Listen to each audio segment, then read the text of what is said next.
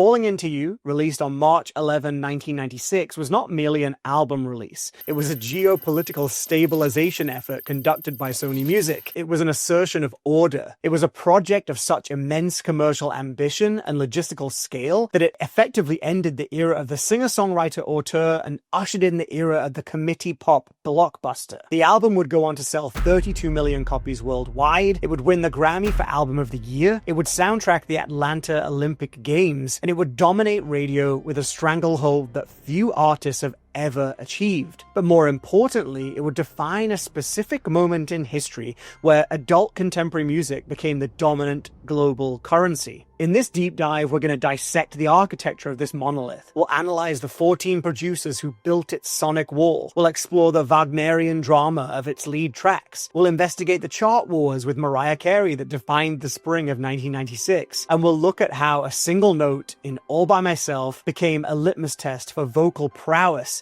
that endures to this day. This is the story of the year pop music decided to stop being cool and started being spectacular. In 1996, Sony Music was an empire looking to secure its borders. They had a formidable roster, but they were facing a unique internal crisis. Mariah Carey, their crown jewel, and the wife of CEO Tommy Mottola, was beginning to drift creatively. Her 1995 album Daydream was a massive success, but it signaled a shift toward R&B and hip-hop, a sound that alienated the older, more conservative global audience that bought physical CDs in bulk. Mariah was collaborating with Old Dirty Bastard. She was remixing her hits with rappers. Sony needed a counterbalance. They needed an artist who'd capture the market Mariah was leaving behind. The global, middle-of-the-road, adult contemporary audience. They needed someone safe, reliable, and technically flawless. They needed Celine Dion. Celine was already a star, having conquered the francophone world with Deux and broken the English market with The Color of My Love. But she was not yet the undisputed queen of pop. To get her there, her manager and husband, René Angelil, and Sony executives devised a strategy that can be best described as the kitchen sink. Most cohesive albums are driven by one or two visionary producers who shape the artist's sound. Falling Into You rejected this philosophy entirely. It employed 14 different producers. This was not about artistic cohesion, it was about demographic coverage. David Foster was brought in for the pristine, piano-driven power ballads that would appeal to the American soccer mom demographic. Jim Steinman was recruited for the theatrical rock opera bombast that would appeal to the European market and fans of classic rock. Rick Wake was tasked with the radio-friendly, upbeat pop tracks that would play on the top 40. And Jean-Jacques Goldman, the architect of her French success, was brought in to maintain her chanson roots. This strategy turned the album into a greatest hits collection of new material. It was designed to have no skips because every track was engineered for a specific radio format. It was a Swiss Army knife of emotions, sadness, triumph, joy, and heartbreak, all packaged in high-fidelity gloss. The budget for this album was astronomical. Studios were booked across the globe. The Hit Factory in New York, the Record Plant in Los Angeles, Compass Point in the Bahamas. No expense was spared on session musicians, choirs, or orchestras. If a song needed a 40-person gospel choir, they hired one. If it needed a specific Spanish guitar sound, they flew in a specialist. This was the imperial phase of the music industry, a time when physical sales generated so much revenue that labels could afford to treat albums like blockbuster films. Falling Into You was the Titanic of albums, massive, expensive, and unsinkable. The opening track of the album, It's All Coming Back to Me Now, is perhaps the single most audacious song ever recorded by a mainstream pop diva. To understand why, we must delve into the mind of its creator, Jim Steinman. Jim Steinman was not a pop songwriter. He was a disciple of Richard Wagner. He believed that rock and roll should be operatic, hallucinatory, and silly in the best way. He wrote songs about motorcycles and vampires and eternal damnation. He was the genius behind Meat Loaf's Loaf's Bat Out of Hell. The history of It's All Coming Back to Me Now is a saga of jealousy and legal warfare. Steinman wrote the song in the late 1980s, inspired by Emily Bronte's Wuthering Heights. He wanted to write the most passionate, romantic song he could ever create. Meat Loaf heard the song and wanted it for Bat Out of Hell too. He begged Steinman to let him record it, but Steinman refused. He told Meat Loaf that it was a woman's song and that he couldn't do it justice. The dispute became so heated that Steinman actually went to court to prevent Meat Loaf from recording it, and he won. Denied. Instead, Steinman gave the song to his experimental girl group project Pandora's Box in 1998. The original version is a cult curiosity. It's dark and weird, commercially unsuccessful, and it languished in obscurity for years. When René Angelil heard the song, he didn't hear a flop. He heard a vehicle for Celine's upper register. He knew that Celine needed to prove she wasn't just a soft ballad singer. She needed a track that showed she could attack a song with rock aggression. The recording sessions were intense. Steinman was a demanding producer who required his vocalist to act the song, to embody the character. The song is a 7-minute epic that moves from a whisper to a scream. It features thunderclaps, motorcycle revs, and a piano line that crashes like waves against a cliff. Celine's performance is a masterclass in dynamic control. She starts breathy and vulnerable, but by the final chorus, she's unleashing a vocal torrent that borders on the unhinged. Critics have described the result as deliciously ridiculous and camp. It walks a fine line between brilliance and parody. It's excessive in every way. When Andrew Lloyd Webber, the composer of Phantom of the Opera, heard Celine's version, he reportedly told Steinman, "This will be the record of the millennium." It was the ultimate validation from the high priest of musical theatre. Meat Loaf was devastated. In interviews, he admitted that he was foaming at the mouth when he heard Celine's version on the radio. He eventually recorded a duet version for Bat Out of Hell 3 in 2006, but it was too late. Celine had made the song her own. She'd taken a track that was too weird for radio and through sheer force of will and vocal power, turned it into a global smash. The video, directed by Nigel Dick, leaned into the gothic romance aesthetic. Set in a haunted mansion, it features Celine mourning a lover who died in a motorcycle crash. It remains one of the defining visual documents of 1990s diva pop. Earnest, expensive, and completely devoid of irony. While It's All Coming Back to Me Now provided the artistic drama, the commercial heavy lifting was done by the album's lead single in the United States, Because You Loved Me. In the spring of 1996, the Billboard charts were in a state of paralysis. Mariah Carey and Boyz II Men had locked down the #1 spot with One Sweet Day for a record-breaking 16 weeks. From December 2nd, 1995 to March 16, 1996, no other song could break through. Sony Music had a strategic dilemma. They had two superstars, Mariah and Celine, and they were about to pit them against one another. Because You Loved Me was written by Diane Warren, the undisputed queen of the power ballad, and produced by David Foster. It was commissioned as the theme song for the film Up Close and Personal, starring Robert Redford and Michelle Pfeiffer. The song is the polar opposite of the Steinman track. It's restrained, mid-tempo, and relentlessly positive. Lyrically, it's a hymn of gratitude. It was designed to be the ultimate wedding song, the ultimate graduation song, the ultimate dedication song. On March 23rd, 1996, the siege ended. Because You Loved Me finally dethroned One Sweet Day, taking the #1 spot. It was a symbolic changing of the guard.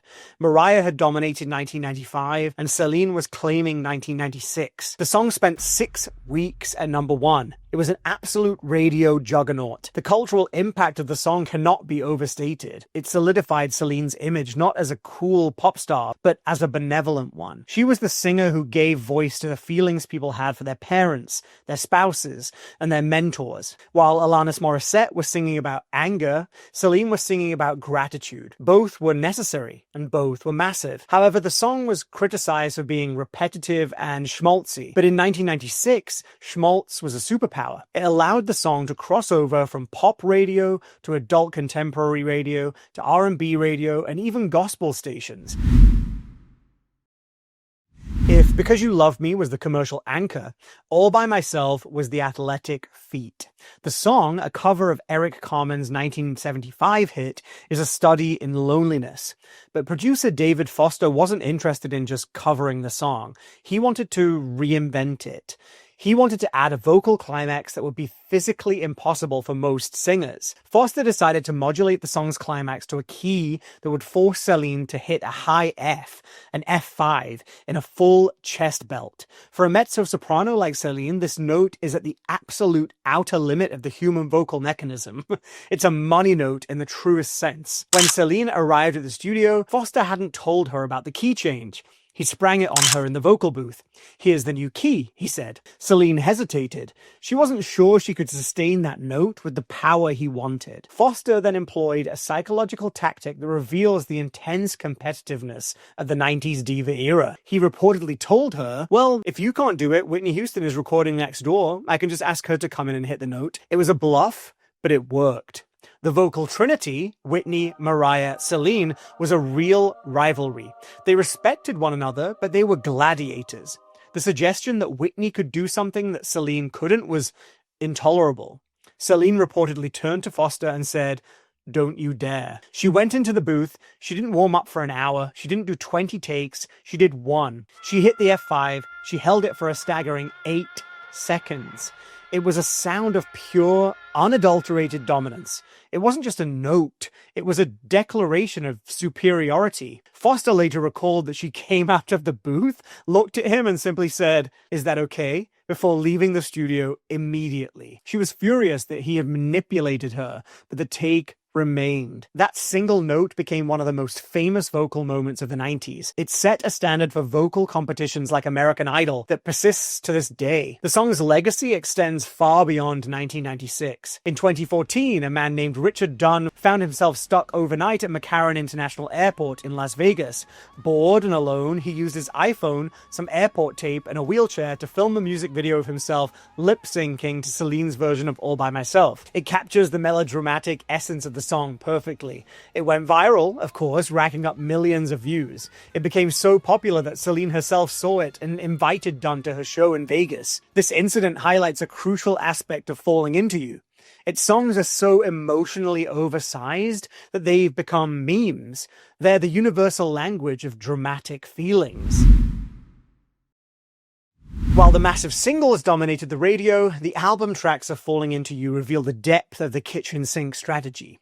Falling Into You, the title track, features Spanish guitars, saxophones, and a breathy, sensual vocal that's completely different from the belting of the hits. Seduces Me is a minimalist track with stark percussion and acoustic guitar. It's arguably the most tasteful track on the album, proving that Celine could do cool if she wanted to. River Deep, Mountain High is another Steinman production. It serves as the energetic peak of the album, allowing Celine to channel her inner rock star. And Fly, the closing track, is a delicate, heartbreaking tribute to her niece Karine, who died of cystic fibrosis. This diversity ensured that there was literally something for everyone. It was an album designed to be played at dinner parties, in cars, and at weddings, and in stadiums. If the charts were the battlefield, the 1996 Atlanta Olympics were the coronation. By July 1996, Celine Dion was arguably the biggest star on the planet. The organizers of the Centennial Olympic Games needed a voice that could match the gravity of the event. They didn't choose an American, they chose the Canadian. The song was The Power of the Dream, written specifically for the ceremony by the supergroup of songwriters David Foster, Babyface, and Linda Thompson. The statistics of this performance are mind-boggling. Celine performed live in front of 100,000 people in the stadium, and the global television audience was estimated at 3.5 billion people. At that moment, more than half the human population was listening to Celine Dion. The performance was clinically perfect. Accompanied by the Atlanta Symphony Orchestra and a massive choir, Celine delivered a performance that was athletic in its precision. In a gesture of supreme class, she dominated her entire performance fee to support Canadian athletes. This moment solidified Celine's status as a global dignitary. She wasn't just a pop star anymore, she was a symbol of international unity.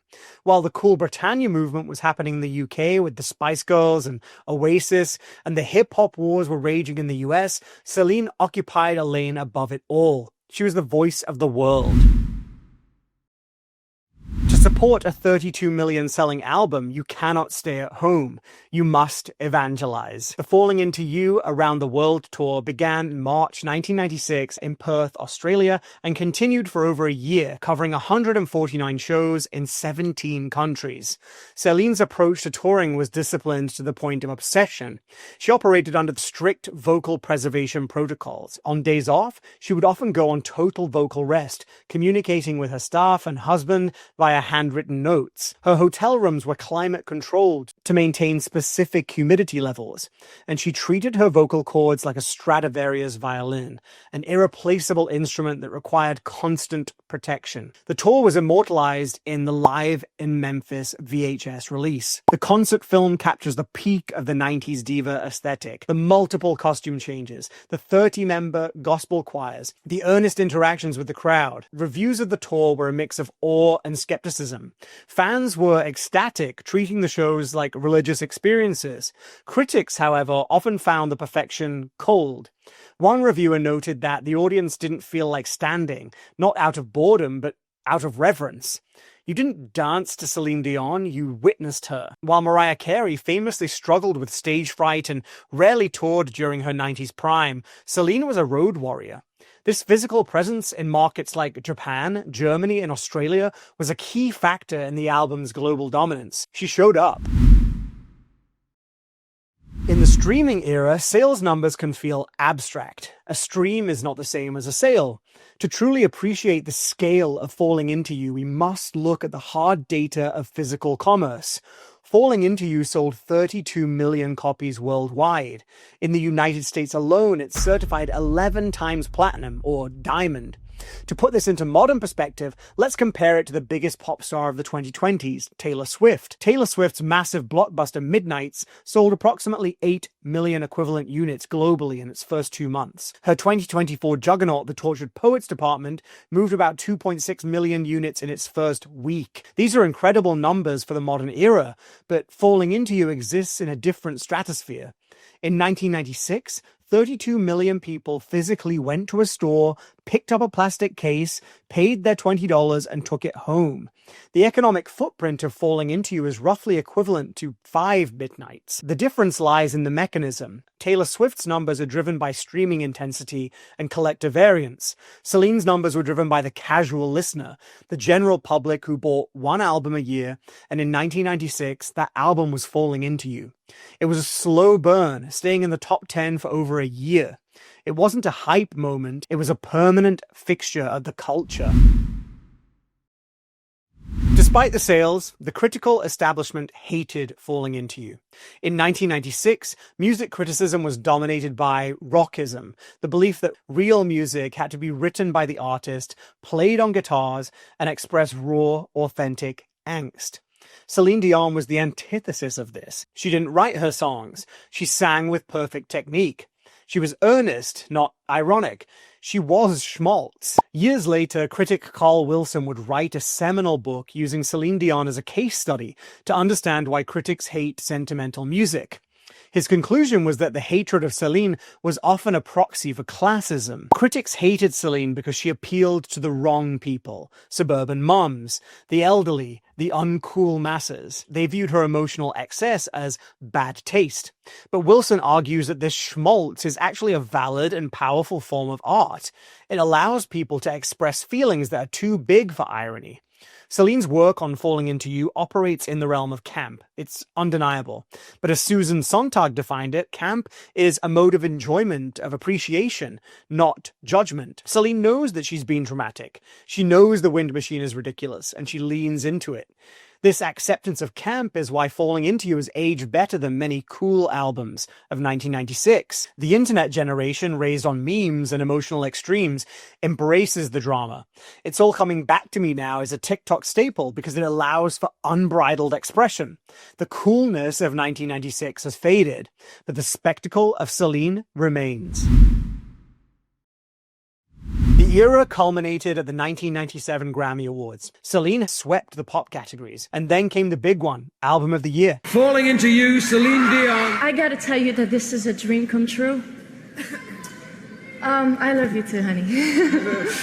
This win was the ultimate validation of the Sony strategy. The committee model had worked. The vocal athlete had defeated the singer-songwriter and the R&B auteur. It was a controversial win, but it accurately reflected the global dominance of this album. Falling Into You was the peak of a specific type of music product, the global blockbuster. It was polished, expensive, and designed to appeal to everyone, everywhere, all at once. In the years that followed, the industry would fragment. Napster would arrive. The monoculture would shatter. Teen pop would take over. In 1996, Celine Dion held the world together with the power of her voice. She took the cheese, the schmaltz, and the drama, and she built a cathedral out of it. Yet, this was merely the first act of her global reign. She would carry this momentum directly into 1997 with Let's Talk About Love and the cultural ubiquity of My Heart Will Go On. This proved that her stabilization of pop culture was not a temporary fix, but a long-term dynasty. She wasn't cool. She was never cool. But in 1996 and the years that followed, she was undeniable.